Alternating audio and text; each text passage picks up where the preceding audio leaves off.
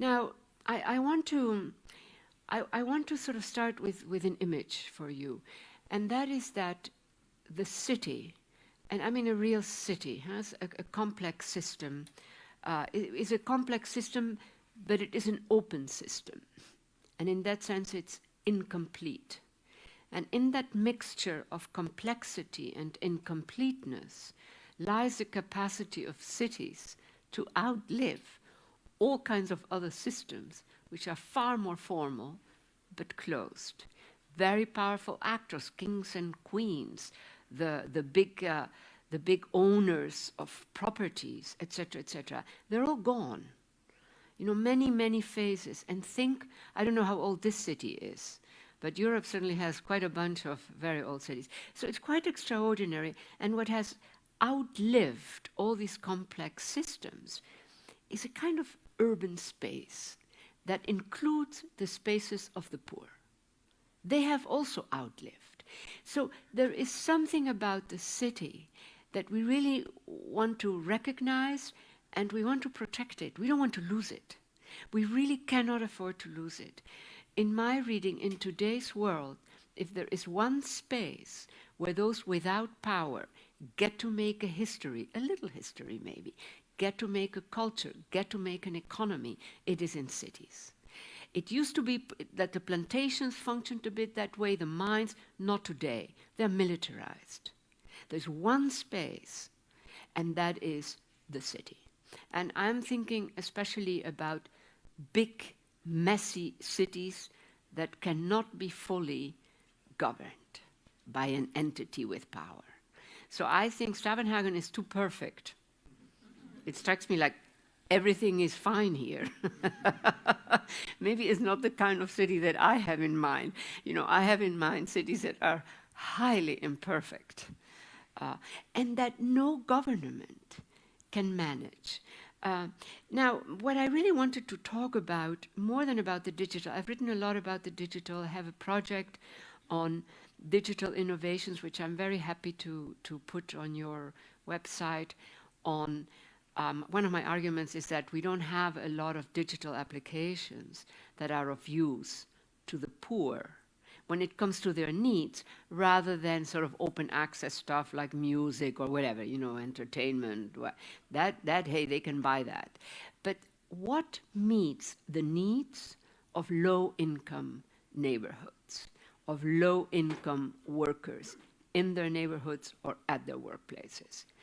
And so we have been working with mostly graduate students, this is not commercial, on a whole list of apps that meet these needs, you know, and they're very specific needs. I repeat, we have a lot for the scientists, we have a lot for the professionals, we have a lot for the corporations. Man, have we made innovations there, but not for the specific needs of the poor. Now, that has been a very long project for me. Again, I would be happy to leave it here.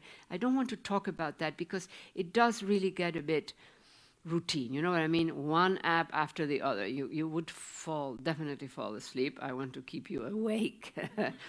So what I want to talk about is another mode, very advanced, that involves algorithmic mathematics. And this is a major threat to cities when the financiers are involved. Algorithmic mathematics is an admirable form of knowledge. It really is the physicists. And so one of the items that I want to get at in this talk is the fact that in the financial system nowadays, you have basically algorithmic mathematics. You have physicists. Where before there were 100 secretaries, now there are 100 physicists. I don't hold it against the physicists. And one of the key issues about that development is that with algorithmic mathematics, what happens is, here is the building, the materiality. You can see it. Algorithmic mathematics transforms that building into a set of instrumentalities, etc., etc. They are invisible. We see the building, but what is happening in terms of how the building gets used has nothing to do with what we see with our eyes. It's simply that it becomes a field of materialities that function as asset-backed securities. You've lost the building, but we, with our eyes, only see the building. And so this is just one example of what I see happening in some of our major cities. I doubt that it's happening here, by the way, but it's happening in New York, it's happening in Milano, it's happening in Paris, it's happening in London, etc., which is the financializing of buildings, so that an empty building can deliver more profits. And we're talking significant buildings. They don't need to be historically beautiful, but big buildings. But I repeat, an empty building can produce more profits to the owners than an occupied building. After all, when a building is occupied, you know, there are complaints, the toilet isn't working, whatever. There's always something.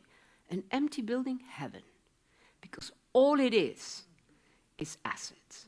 So in Manhattan, in London, you see these empty buildings and people think, oh, poor investors, you know, nobody's buying the building. They clean their money probably by building. You know, that's a famous mode of cleaning your dubious money. But in fact, no. They're making more profits because the building is empty. Now, that is not good for cities. So anyhow, those are some of the issues. But I start with a few more things. And I must say that my mode as a scholar, I want to discover. I don't want to replicate. The dominant mode in the social sciences is replication. Big footnote, I could not do what I do if there weren't battalions of people who are doing that work of replicating and finding the little wrinkle here, the little wrinkle there. I think we have reached a point in the social sciences where the silos we have built, which start out as very groundbreaking stuff, now are like a little wrinkle here, and whole articles are written around one little... No, they lose me there. I'm not interested in that. I don't have time for that. You know, I really want to, but I want to emphasize that for decades, the accumulation of knowledge really was an accumulation of knowledge. Now we've lost the plot. This is in the United States, you know, where the universities function in the good universities are rather strict in terms of what is acceptable, what is science, social science, or whatever. And so I have become a bit of a rebel. I just want to not rabble. Rabble is a nice English word, but that's not. I'm talking rebel. So I just want to talk about what I find are modes of studying a complex open system that is alive and forever changing that we call cities. So what it then also means for me is to situate myself at the fuzzy edges of the paradigm, where it's weak. If I put myself in the center of the paradigm where it is strong, I can do anything. That's not my moment. That's not. I want to see where it's dubious, where it gets messed up, because that is the open part. And that, in the case of a city, is open, messy, and complex. And that is a precious, for me, combination. And so one language that I like to use is this notion of, you know, if you want, this is analytic tactics, or a tactical analytics. Not an analytics that aims, this is the, no, but a tactical. In other words, you can reposition yourself from this end, from that angle, etc., etc. I hope I'm communicating, yeah. Now, here are some of these tactics, and I mentioned this not to talk about method, but to talk about what we need to do to understand the current moment. We cannot simply stick, I find, mostly, there are absolutely exceptions to what I'm saying now, with older modes. So we need to actively destabilize what have become stable meanings. The economy today is a totally different concept from the economy when we had more closed economies, you know, and there were clear patterns who were the hegemonic powers, etc., etc. No, the same thing with the middle classes. The middle classes have split into two classes, one that is making much more money than they ever thought they would, and the other ones who are poorer than they thought they would be. So, you know, those are just two examples, but it's a long list of basic concepts, which I think we need to unsettle them. We need to revisit them. You know, we don't have to throw them out of the window, but now the other zone that I like is to position myself not in the circle of light of a powerful explanation, but in the shadows around that light. If I put myself in the center of a strong, accepted blah blah explanation, I'm blinded. It's already done. The work is done anyhow. So I like to be in the shadows. It gets messy. You can't quite see exactly what's happening, but there's stuff there. And that then puts you at the edge of the paradigm, and at that edge you enter into other edges of other paradigms. So I really think of myself as a political economist, because I'm continuously mixing economics and politics. And the question of territory, which has been such a dominant event and mode of thinking, mode of organizing our knowledge, certainly in our West, in our current Western and recent Western history, I really think that the territory is partly exiting these more conventional framings. So I want the territorial to be alive, to be mobile. Within a nation-state's territory, we have many territories. Dead land is one kind of territory. The United States has specialized in producing a vast amount of dead land. It never cleans up after its mines, etc. So I could give you a very long list, but you get the picture here. So I want to be recognized, the territorial. The territorial is not just land. It's a complex systematicity in a way. So when territory exits the conventional framings that we have used, that we have developed. So an example that I like to give here is there are two types of actors, very different actors, and they have a similar relationship to the territorial. One of them is human rights activists who want to establish whether there are tortured, by now dead, bodies in a particular space, in a particular country. And the other one is high finance. So the good guys and the not so good guys, you know what I mean? I don't like high finance very much, too powerful. So when they want to gain access, like a new financial firm wants to gain access to operate in New York or to operate whatever, they get permission, etc. They get access to the whole country. They're welcomed to the country, in fact. Same thing with human rights activists. If they're welcome to the country. They're not police and say, you can only go there. No, you can come in. In fact, they don't want the whole country. Neither one of them. They don't have time for that. In the case of finance, in the case of the human rights activists, etc., there's work to be done, right? And so they go for very specific issues. So the human rights activists just want to get to that site where they suspect there are buried bodies that show signs of torture. And finance doesn't care at all about most of the country. It has its own. And so the territorial, that happens in country after country. So you have a kind of new territoriality that is emerging, which is very partial, very specific, with very specific aims, that happens in country after country. And that, to me, then, is also a kind of dismembering of a more traditional mode of thinking, the territorial. But by Expulsions, which is my latest book, it's out in 18 languages. I don't know if Norwegian is one of them. I don't think so. Are you sometimes sort of combined with other languages a bit, like Swedish? Or I don't want to say too much here, but by expulsions, I mean something not that is what is a more common term, expelled from your country, but something that happens inside an existing sovereign nation state, no matter how weak that formula may be.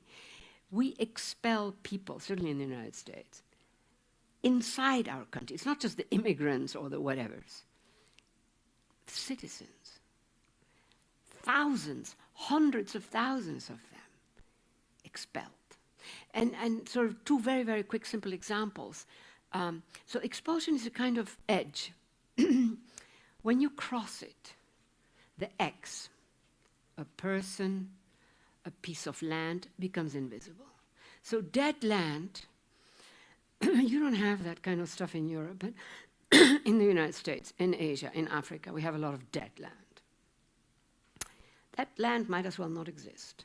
When we talk about a sovereign territory, in the case of the United States, there are vast stretches of land which are, they're dead. Nobody cares about them. I want to capture that. The territorial, sovereign territoriality is shrinking in the United States because we have so much dead land that we don't care about. I mean, that you also, these are sort of odd developments, but we want to recognize them. We say, wow, that's sort of weird, you know. And, well, it's you get the picture. Finally, one way of saying it is the need to de-theorize a bit, at least, in order to re-theorize. This is not throwing theory out of the basket. This is about being able to re-theorize, to find new modes. And I've just given you a few examples of that. What I want to do next is this notion of the making, that we make. Let's see if I have the right slides here. No, I don't have the right slides, so forget about the making part here. So now I've been asked to talk a bit about the city, and there are two aspects. One is the digital question that I'm not going to talk about. It's quite familiar, but clearly a complex city is an extraordinary site for deploying digital capabilities. I already mentioned at the start that I am shocked at how little we have done for the disadvantaged, or for those who don't have much voice. You know, they don't have to be disadvantaged. We cater to certain markets, literally. The United States is, of course, very commercialized in that sense. But I would say in most countries, we have not focused very much on digitizing capabilities that serve the needs, etc., of very low-income populations, lowly paid workers, pretty disagreeable working places. Now, let me give you a little example, because I love this example, of what would be one of those modes. So I already mentioned it, and I am happy to leave it here, a long list of these digital apps that have been made mostly by doctoral students. This is not commercial. So here is one. One is called the Emergency Nanny. You know what the nanny is, right? A nanny? I sometimes wish I had a nanny still. They take care, you know what I mean? So the Emergency Nanny is a very simple app, and it has two positives. One is immediate, the other one is a longer-term making of associations, connectivities, etc. So think low working, this is the United States, you know, Europe is much better than the United States. Think lowly paid labor working place. He or she finds out that the aunt that had to take care of the kids can't come. This happens all the time in these very poor, very stressed out neighborhoods and families, etc. She cannot, in the United States, pick up the phone and start making calls. Oh, can you go home because the kids, you know, somebody has to take care of the kids because my aunt is ill, or a car ran over her, whatever, you know, all kinds of things that happen. She can't. But what she can do, this is the app, is click on an app. The Emergency Nanny is a mechanism whereby that person, that woman or that man, you know, who has the kids, etc., who has the workplace, you know, connects with 4 or 5 people who are stable in the neighborhood. Now, I'm talking very poor neighborhoods, which New York and all the big cities in the United States are full of. And she then has assigned, she has chosen 5 or 6 people.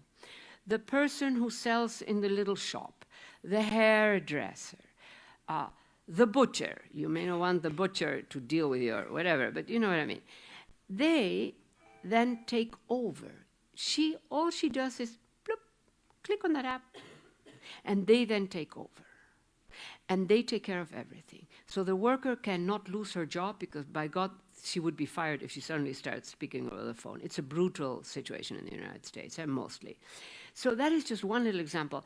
Now, in my reading, this kind of app, these are apps that are not commercialized, okay, but we have a very long list of them, and they're very interesting. So this is something that begins to build a bit of sociability. Remember that in very poor neighborhoods in the US, your worst enemy is often your neighbor. That's the only one you have potentially power over. You can cut down his favorite set of flowers in his whatever. I mean, I'm describing an extreme situation, but that happens a lot. These people are so hurt. And remember, many of them are immigrants. They are people who are coming probably from modest middle classes. The immigrants are not the poorest of the poor. So, this is a whole this is a catastrophic situation for these people. Anyhow, we have a long list of these apps, and they are actually very, very useful. But in that process, I did this for Open Society. It's also on my website. Open Society, the Soros Foundation. But that is just one little example of something that there is a lot of room there for innovating and for making. Now, back to this the threats to the city as a complex but incomplete system. We're shifting gear. I'm trying to move very fast here. So this is separate subject. And here, I started out by saying that a city is a complex but incomplete system, and the importance of that mixture of complexity and incompleteness, right? Because then those without power can also make.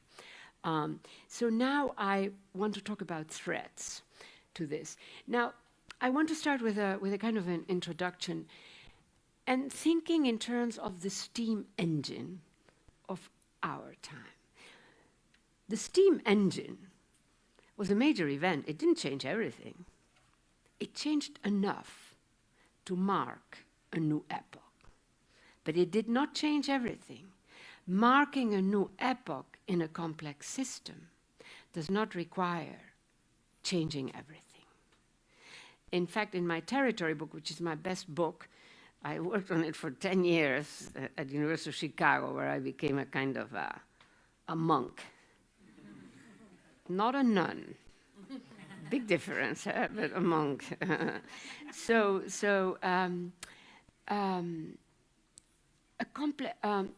steam engine of our time. So I would argue that the steam engine of our time, of course, the steam engine, in our historic period changed a lot of stuff, but it didn't change everything, etc. And I would argue that in our time, the steam engine, that capability, that complex subsystem that can really make a difference is high finance. So now I'm going to give you a bit on high finance, which is basically algorithmic math. You don't have to understand the algorithmic math part. But high finance is radically different from traditional banking. That is absolutely an important point. We all need the traditional bank. It's commerce. We need money, we buy it, we pay an interest. Finance has nothing to do with that. And this is something that is not well understood.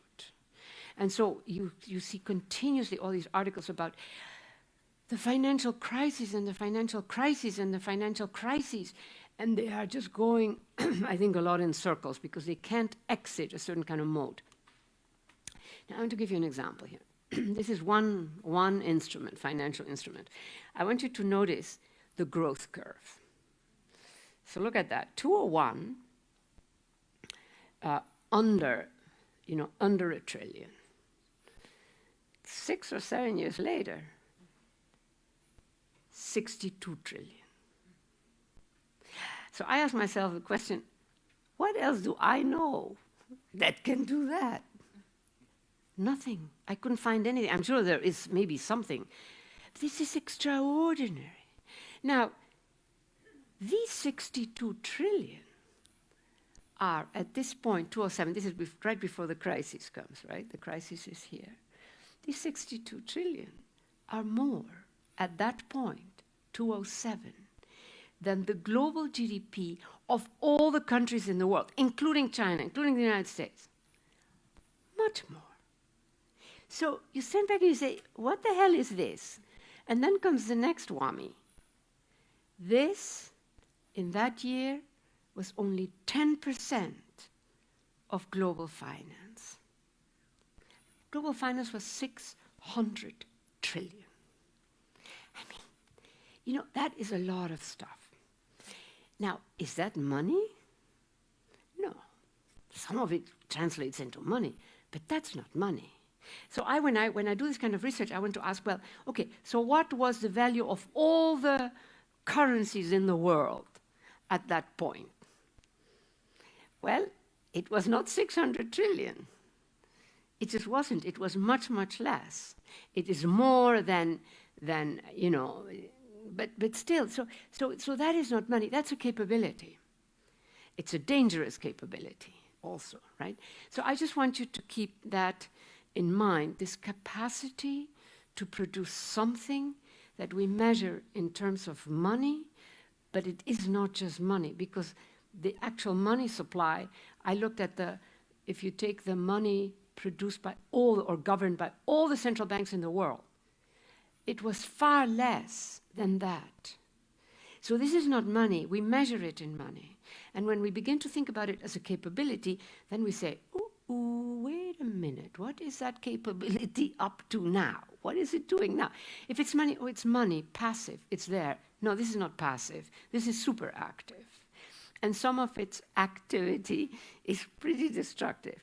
So now I just want to move on. This is another moment which is a bit maybe too complicated, but the head of the central bank in New York City, in the United States, when he stepped down, the prior one, said all the good things are happening, and then he said, and then we have some intractables. You know the meaning of intractable.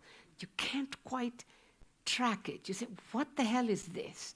Now, for a central banker to use that term, and then came the other revolutionary term. He said, we're dealing with a number of dark pools. Dark pools? Is that the language of a central banker? Not usually. It just definitely is not. And so, it's happening both in the US and in Europe. These are privately owned networks, trading networks by the big banks. They have long lists, waiting lists of banks that want to join. It's all private. The national government, like the central bank of Europe, they don't have access to that. They are the main actors in the high finance world, and they're very powerful. Now, this stuff takes a certain kind of extraordinary digital capability and other kinds of capabilities. So the digital is deeply involved also in producing this, you know. And this is something that most people who work on the digital never think of high finance. And so I wanted to bring that in. Now, here is now a first example of what I mentioned at the beginning, which is this notion that with algorithmic mathematics, mind you, sometimes it's many, many steps. It's very complex.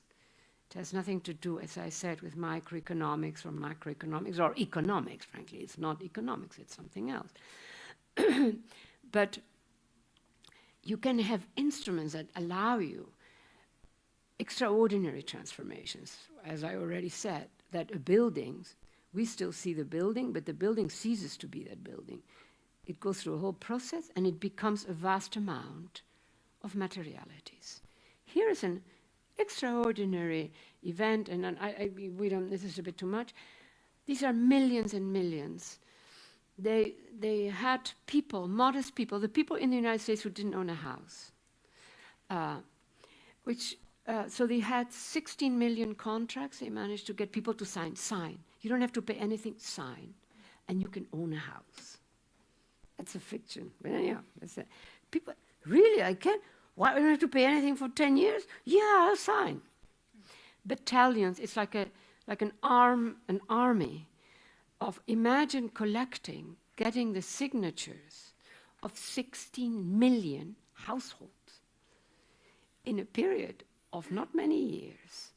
And so they sent out really battalions of people, because the question of the time dimension becomes very, very important. And that is why the whole electronic bit is so helpful. It sort of enables this. It's an underlying there is all this electronic capability. Now, what was this about?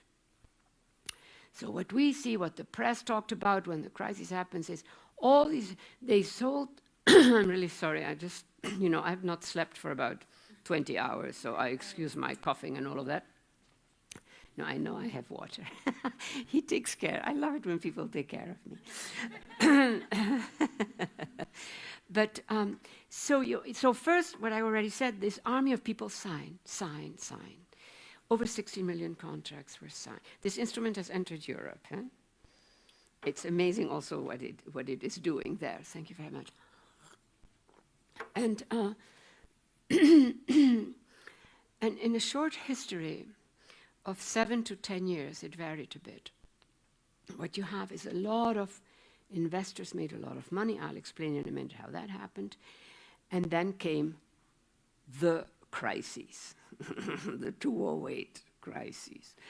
But it was not because these people many of them were unable to pay whatever little mortgage payment they had to do. It was something else. Now, what I want to get at here is those little houses, what we see are the little modest houses. And now we can see them also, they're now empty mostly. By algorithmic mathematics, they were no longer little houses.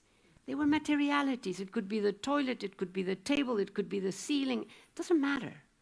They were assets. And again, the high investment circuit said, no more derivatives. We have too many derivatives. Derives its value long chains. We don't even know where it starts. Just as a footnote, I don't know if people followed, a few months ago, 14 municipal governments, this is one of many, many such examples, 14 municipal governments in Italy all went broke the same day, the same minute. They had all been sold some instrument. They thought they had made a loan. It was not a loan. It was something else. They all went bankrupt. This has happened also in the United States. And because they then sell to many, it took poof, they all have the same experience. Some were rich, some were poor, municipal government. I mean, the stuff is really insidious and it's brilliant. And it's, as I said, it's physicists do this. This has nothing to do with microeconomics. I don't hold the physicists responsible. But this is a whole new phase. Now, most of these people went broke. A lot of people made money. Those who hang on to the investors, those went broke when the crisis came, the 2008 crisis. I don't want to develop.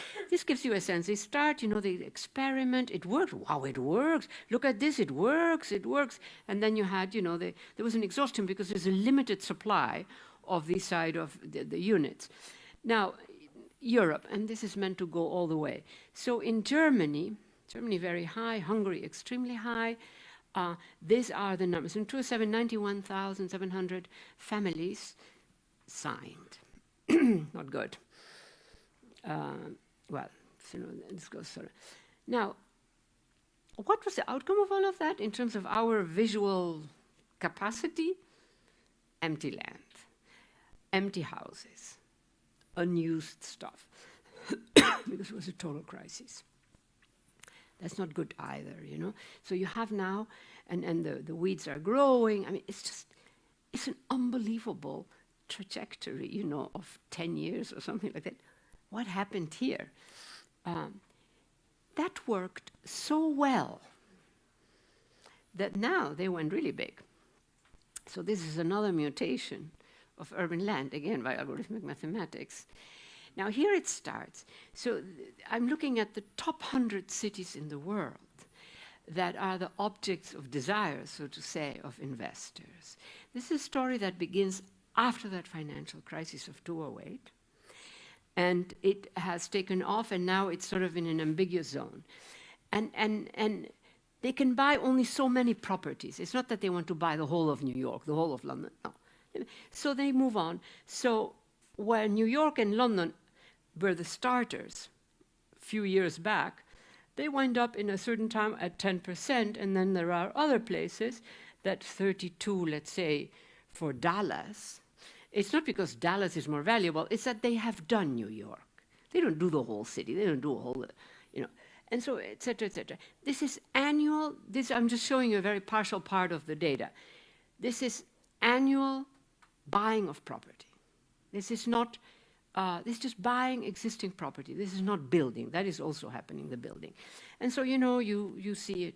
Now, this is national and foreign. If you just look at foreign, the foreign actors investing, London is the queen of the domain. So again, now here again, this is 1 year just buying property and nothing else. So 37,865. But look at this. This one, Shenzhen, has 40. Why? Because she's the newcomer. She's the new little queen. Because it's just a limited number of properties. You understand what I'm talking about, right? That can be financialized in this way. And Amsterdam, I remember that's pretty high. So Amsterdam also is a bit later than New York and London. But so I was in Amsterdam when a big Chinese company bought 12 grachthuizen, those things on the head. And the Dutch were like, what happened here? And I gave a lecture on this. And it sort of was a bit of a revolution. Suddenly, and when you see the grachthuizen, hey, they look like grachthuizen. It's not that they suddenly have a Chinese hat on them. They are what they are. So there is now in London, the Qatari royals, Qatar, very rich, they own more of central London than the Queen of England. I sort of like that one, That is sort of funny. But anyhow, again, the list is 100. And here I want to show you, so Berlin started out, this is 1 year, Berlin has all of this, much bigger than the other major, forget about Nanjing. But it is -6, why? Because it is less, what happened that year, 2015, than in 2014. It's still a positive, but it's less than the year before. Now look at that. In a way now, they have done Berlin. So, decline. Then came Frankfurt. They have sort of done Frankfurt. Munich. Hamburg is the new queen of the domain. Because they've done the other ones. So it's this roving, a few properties here, a few properties there. You get the picture, right? Now, I'm always interested in understanding what the material actually tells us. What is the capacity of the material of speech? A computer, it's a computer, etc., etc. I don't need to elaborate with this audience. So I had to be here with some German, Die Zeit, very serious journalists who had read my work. This is central London. You can't see it. Here's the Thames. This is very central. These are old properties, very English properties, sort of rather nice. This is not so nice, I find. Anyhow, so he says, come on, let's go walk there. I don't go walk there mostly. I mean, I spend quite a bit of time in London, but this is not a place where I would go walk around. It's full of tourists, nothing against the tourists, but it's hard work. And so as we were walking, I heard these tourists say, look at all these properties. And I knew about these properties because I had studied them. I said, look at all these beautiful British properties. They are all owned by one Chinese company. And so the speech of the material, they are very British, except for this is not British. The speech of the material is also diminished. We tend to think, if it's material, I can see it. I am enabled by the material. It tells me something. Well, so that to me is also a concern, because the city is full of materialities. And if you begin to wonder, well, what could that be? It looks that way, yeah, it used to be that, but what is it now? It's sort of not a pleasant feeling. Now, I emphasize here, because I've mentioned now the Chinese several times, the Chinese are today the main investors everywhere. I don't know if people know that. The new bank, the Development Bank of China, is bigger than our big old, the World Bank. That's an achievement. So they do good things and they do bad things. You know, nobody's perfect. But I just want to explain that. Now, when you look at the top 100 cities that I'm working on by property investment, they account for 10% of the world's population, 30% of the world's GDP. In other words, a very small share, though they are major cities, etc. 76% of property investment. Property investment is a traditional term. It's a mistake to use that term. I put it here on purpose because that is how the people describe it. This is not investment. This is something else. Now, according to Savills, and if you want to know anything, I mean, they have an amazing amount of data. They are really excellent. The worldwide real estate assets, in other words, asset means that you have financialized it, as you already have heard me say, 217 trillion. That is far more than global GDP. So what is this? What is this parallel world, you know? And I could go on and on. Now, I don't want to just start completing here. I have to complete. So here is one little case. These are 65,000 buildings in London, the Greater London area, that are all owned by actors outside the UK. None of them has a name. They have this neutral, whatever, you know. You don't know who it is. This is happening quite a bit, you know that, right? That we don't have the name of an entity or a person, you know, of a company or of a person. And some of them are used, some of them are empty. What's next, you know? These are, but I also, as I keep saying, these are curves. So they do it, and then they're done. And then they move on. So it's an ambiguous sort of process, if you want. Now, I want to also point out something about, this is a final point here. This is what we see a lot in Manhattan. Big new towers. This is different. This is new construction. This is for housing or for businesses. And they're meant to be all full. What in fact begins to happen, these have been here for 3 or 4 years, is more and more people leave because they feel very alone in these huge buildings. And the notion is, on the street, so to say, poor developers, they invested in this these are very fancy properties. They're sort of grand buildings, you know. Well, it seems that we don't need to worry about them because what they did first, the first experiment with the little houses, you transform little houses into an asset-backed security, then it can, the instrument. Same thing here. And as I said earlier, an empty building can produce more profits than an occupied building. An occupied building means we humans are pestering. You know, this is broke down, this is that, nothing. Empty building. Now, I just moved, but I lived in Lower Manhattan till about 2 days ago, which is why I couldn't come yesterday to this conference. And we have some of those there too, and it's like a deadly zone. It's deadly. It's not good. And so here's then another sort of concept for me, that built density, which up to a certain period we associated with urbanity, mostly. Now you have to check it out. This is a built density, I would argue, to put it a bit very straightforwardly, that de-urbanizes a city. And this is happening in quite a few cities. It's always a few buildings. We're talking very limited numbers, so the values are very impressive.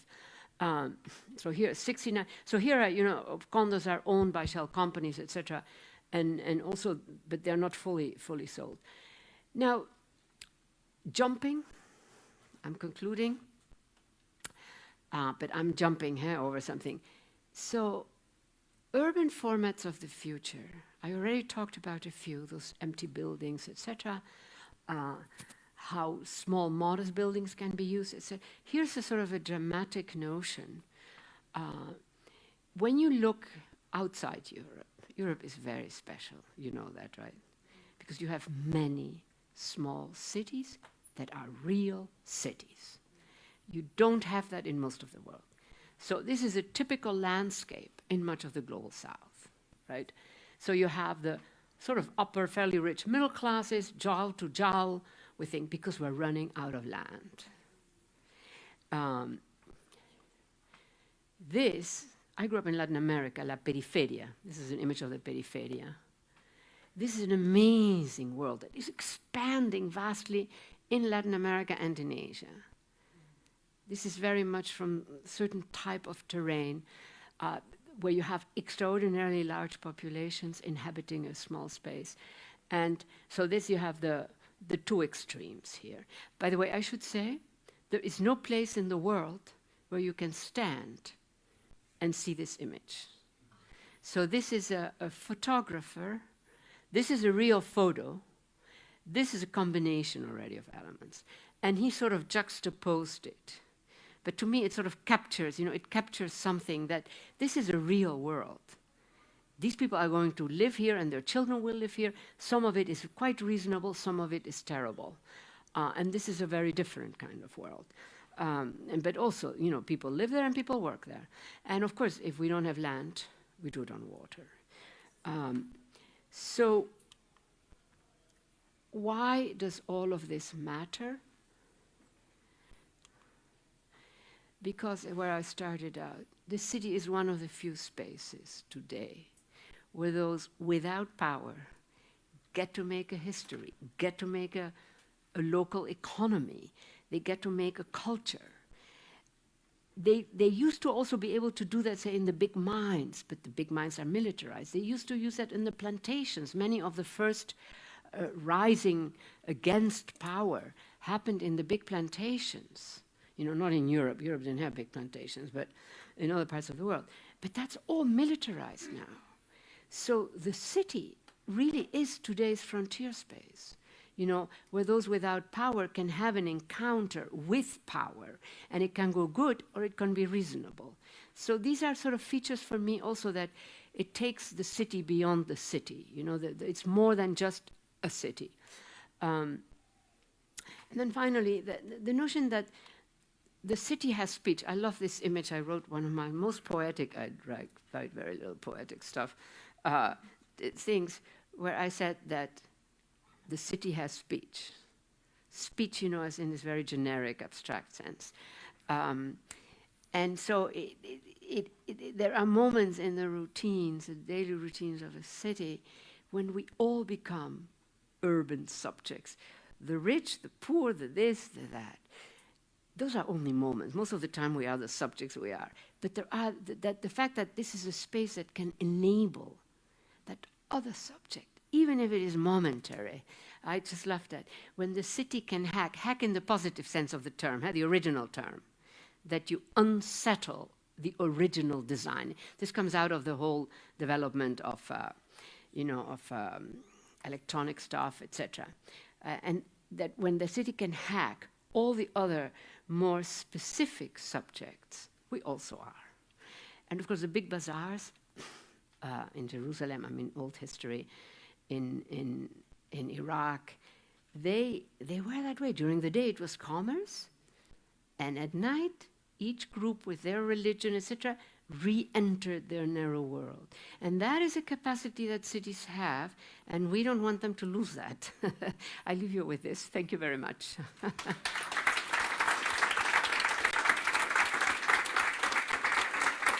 Thank you. Okay, final little thing. I just see that I wanted this map. I'm not going to talk about it. You know what this map is? Who has seen it? This map is in the public domain. This is all buildings that are doing full-time surveillance in the United States, of all of us. And I have the full list of all the things that they can do, which, it goes on and on. Some of it is so ridiculous, it's pathetic. It's like they ran out of ideas of how to control, or how more. And Europe now has it too, right? Not like this. What? Again, the surveillance photo you had? The one at the top? Yes, the first one, the very first Oh, right, right. It's in the public domain, by the way. That I just want to emphasize that sometimes people used to think, when I didn't mention that, that I had stolen this. But what is amazing is that almost nobody in the United States knows this, has seen it, which I also find amazing, you know. Anyhow, I'm leaving. Bye-bye.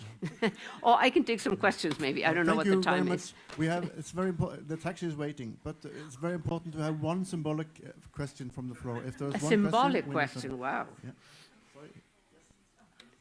Excuse me. Yeah. Hello, hello. I would like to know, I was looking at 2010, 2011, and all of a sudden it was evening out. I think it was the dark pools or the dark pools of finance? Yes, if you look at the map once again, or your design. Wait, at the beginning? Yes. Not here. Is that, no. Did that, you had a graphic, no, a little bit before. After? No, before. Before, way at the start, okay, fine. Exactly. It was evening out, the two last, next one, that, yes. Here. Look at the US. Yeah. And Europe. So compared here yes, with there. 210, 211. Right. Is that a positive trend? This is not a good trend for us. No, not at all. I understand that. Right. What is happening here?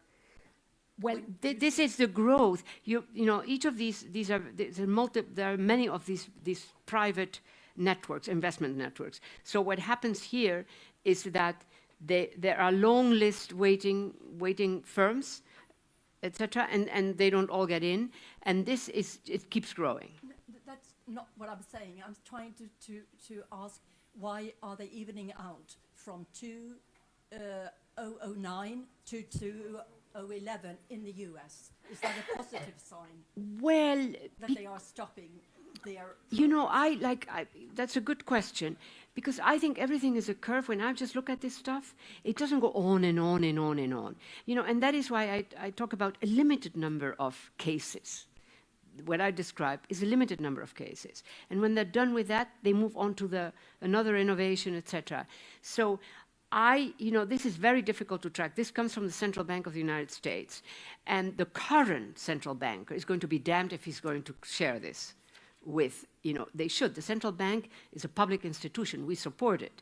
They should make all the data. I always tell my students, learn how to go to the central bank website, know how to discover stuff. Well, the current regime is making it very difficult. They're pretty dodgy. So but in principle, this is, I say the same thing about IMF data. I use a lot of IMF data. We, the people of the world, support the IMF. It's our data. I always tell that to students also. You can use that data. Like I didn't show here, but I have a lot of data that is not published, but it is in the public domain. So, and this really privatizes what used to be public, so not good stuff. I mean, in the meantime, we're also living through very happy things, no? And I say bye-bye.